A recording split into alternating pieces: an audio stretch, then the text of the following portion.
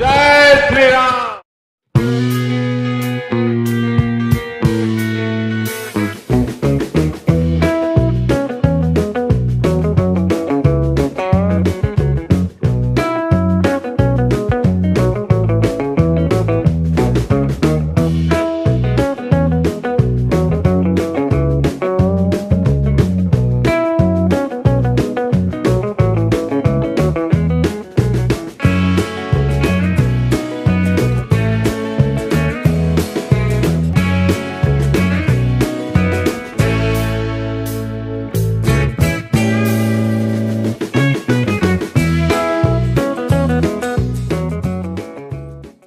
જય હનુમાનજી મહારાજ. ઘણા દી થઈ ગયા દાદાને દર્શન નથી કર્યા. હે સૂર્યદેવ. વિકૃત બહાર વયો ગયો છે, એકલો થઈ ગયો હું. આ કોણ છે? શું કરી રહ્યો? હા, અહીંથી દેખાતું નથી. એક કામ કરું, પેલા દાદાના દર્શન કરી લઉં, પછી અહીંયા નજીક જાઉં થોડોક. જય હનુમાનજી મહારાજ. આ તો કઈક નશો કરી રહ્યો છે. ઓહ, આ મંદિરમાં દારૂ? હજી બીજા કઈક ધુવાડા કાઢે છે. રામ રામ રામ રામ રામ. આની પાસે જવું પડશે. આમને જોતા તો આ પ્રોફેશનલ લાગે. Excuse me gentleman. પુરાણો વેદ કહે છે આ બ્રહ્માંડમાં 14 લોક છે. તેમાં મૃત્યુલોક શ્રેષ્ઠ છે. મૃત્યુલોકમાં 7 દ્વીપ છે. તેમાં જંબુદ્વીપ શ્રેષ્ઠ છે. અને જંબુદ્વીપમાં 9 ખંડ છે. તેમાં ભારત વર્ષ મહાન છે. અને તમે આ આઈ એમ સોરી બ્રો, પણ મેં એક વસ્તુ નોટ કરી એટલે તમને ટોકી રહ્યો છું. હાય, માય નેમ ઇઝ રામ. તમારું? કાંઈ વાંધો નહીં, હું તમારું નહીં વિચારું.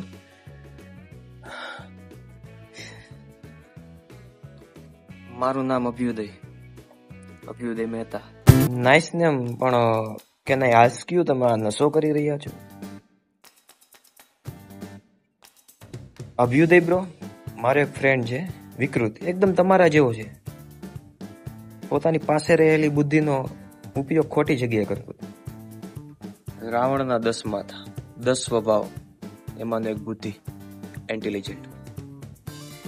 કે પોતાની બુદ્ધિ નબળું કામ, ખોટું કામ અને હલકું કામમાં ઉપયોગ કરે. તમને શું લાગે આ બધું હું મોજ શોખ ખાટું કરું? આ દારૂ, આ ચરસ, ગાંજા,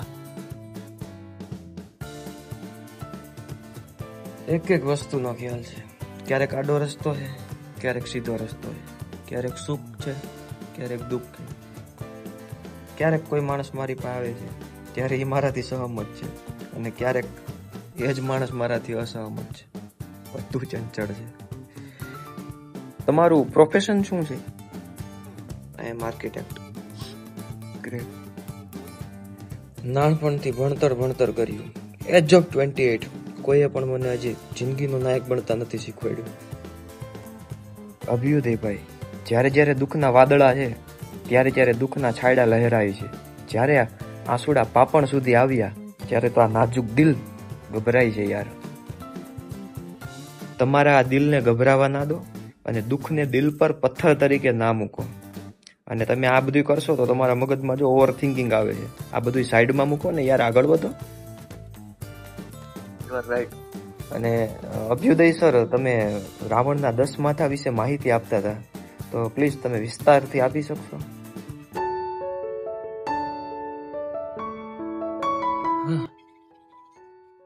તમે ક્યાં ખોવાઈ ગયા?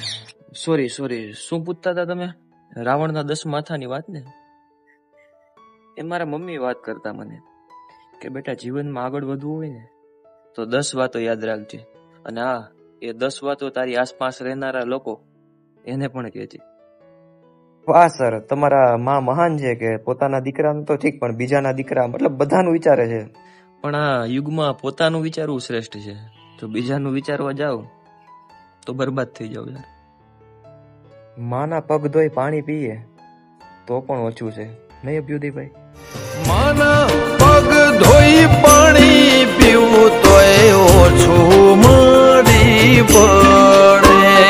રાવણના 10 માથા વિશે પણ આશા રાખું તમારું નામ જેવા તમે વર્તશો. ભરોસો કરી શકો છો? તો ચાલો આજે આ નાજુક દિલ ઉપરથી પથ્થર હટાવી લઉં.